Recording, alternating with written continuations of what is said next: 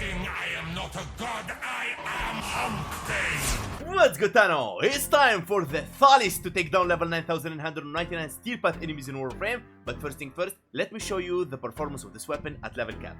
Let's go.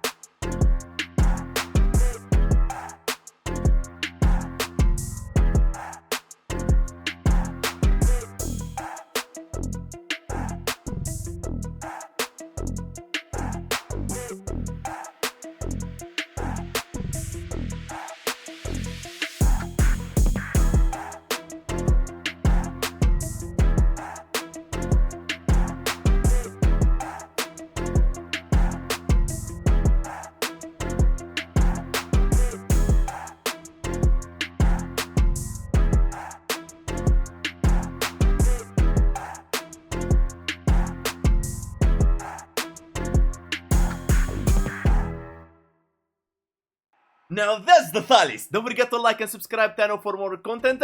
Much appreciated, as 79.9% of you watching and not subscribed.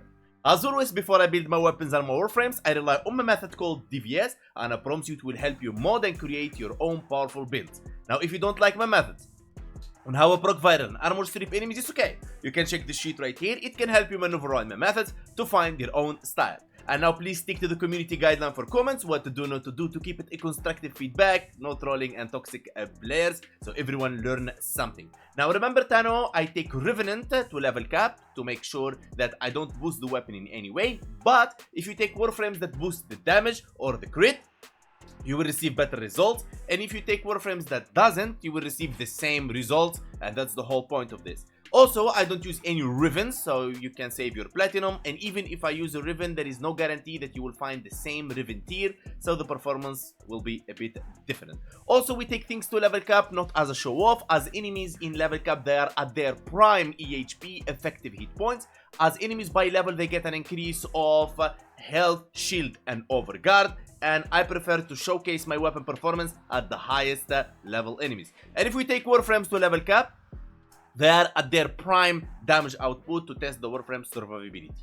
And since in today's video we're using melee influence, you can check this sheet right here. It can help you a lot understanding how exactly melee influence and what elements it goes with, non-physical. Now first thing first, for armor stripping, if you're using a helmet ability to armor strip or fox school like you, Nairo, you don't need the 2 emerald archon shards. You use them only to push the stacks of corrosive from 10 for 80% armor strip to 14 for 100% armor strip, from priming weapons and anything with corrosive, for example even Tempest Barrage helmet ability. The other violet archon shards, they are for 25% melee critical damage when max energy is over 500. The damage boost is doubled. Now it comes to Revenant, and you can apply this in any Warframe you want.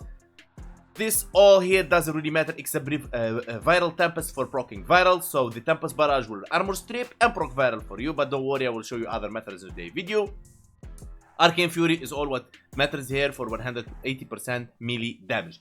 Now when it comes to the Thalys, starting with the evolutions. First thing first, evolution 1, Incarnon form. Reach 6 combo and then heavy attack to activate the Incarnon form. the button in the mouse wheel. Attack input damage shards in enemies plus 3 range and 40% attack speed, which is really amazing. Evolution 2, we're choosing the 20% attack speed. Evolution 3, we're choosing the 20 initial combo.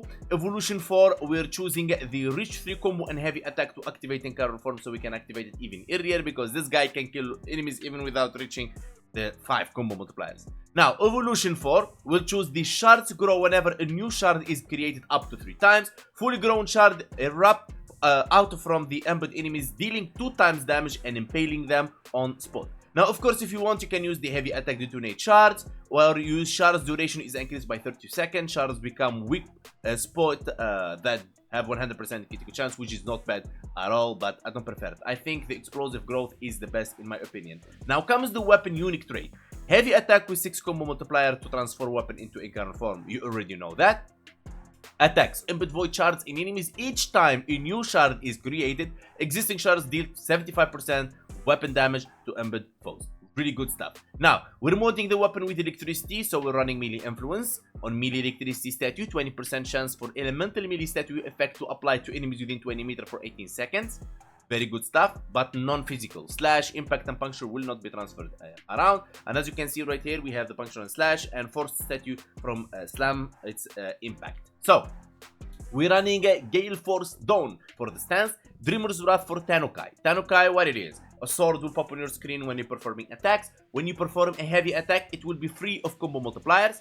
Also, the Dreamer's Wrath will increase the chance for that sword to pop by 50% and critical damage by 32% for Tanokai attacks. That's mainly why I use this one. Organ Shatter for critical damage, Galvanized Steel for critical chance, but mainly for the critical damage 120% that comes with it. Condition Overload, more statues on the enemy, more melee damage. Primed Pressure Point to increase the base damage of the weapon. Primed Smite Corpus is multiplicative damage against the faction you're fighting. You want to replace this every time you're fighting a new faction. And now we got the Murmur, right? So, yeah.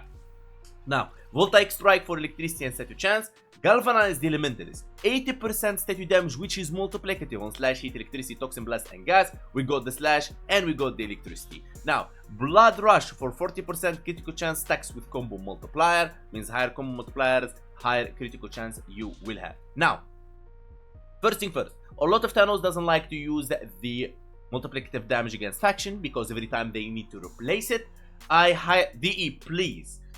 Just give us a way, maybe Baroketeer, maybe something, to just give our multiplicative damage faction mods and we get universal one. That would be really good. Not free, not a new mod, but just we trade what we have for universal one. Now, if you don't like that, you can go for Prime of the Fury, but my favorite, I will go for Gladiator Might if I don't want to use that. But of course, run whatever you really want in there, totally up to you. Even if you want more slash. Now, if you are new Tano and you don't know how to get the primed mods, you get them from Baroketeer. He comes once every 2 weeks. You need Ducats. Ducats you get them from trashing your like not needed prime parts in any kiosk, in any relay. And the galvanized mods you get them from Arbitration. You get Vitus Essence. You trade them at Arbiters of Hexes in any relay, left NPC, and you be good to go. And everything has a normal variant before it becomes galvanized or primed. Now, let's talk about combo. If you want to sustain your combo in normal missions, you can go Naramon. Now, since we do, for example, Cascade, you want to go Madurai. So, Naramon to sustain your combo so it doesn't deplete. That's what we're going to just equip really quick. Right here. Now, the other option is you can go, for example, with the primary Dexterity for more combo duration so you can move from location to location. Also, I will just switch this one to Compressor Prime to proc viral and armor strip enemies and get the secondary encumber for priming as well, since we're running condition overload. And let's test the weapon in simulacrum. And let's summon level 230 heavy corrupted gunners. I can summon them level 230 because I am mastery 35. The higher master you are, the higher level enemies you can spawn. So we're just gonna start normal attacking like this. That's a Tanokai I talked to you about. And as you can see, with 2 combo multiplier and no incarnate form, we managed to kill these enemies. And these enemies are like 30 minutes survival missions for you, so they are higher than actually you can fight on daily basis on steel path missions. Look at that, crazy, right? Really crazy. We cannot even get the 12 combo multiplier.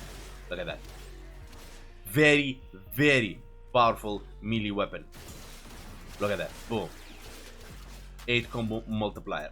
And it's very hard. This is one of the weapons that it kills the enemy way fast that it barely reaches like the 12 combo multiplier. Now we are at 12 combo multiplier and that's the performance. Now let's use the Tempest Barrage to armor strip those guys. Boom, boom.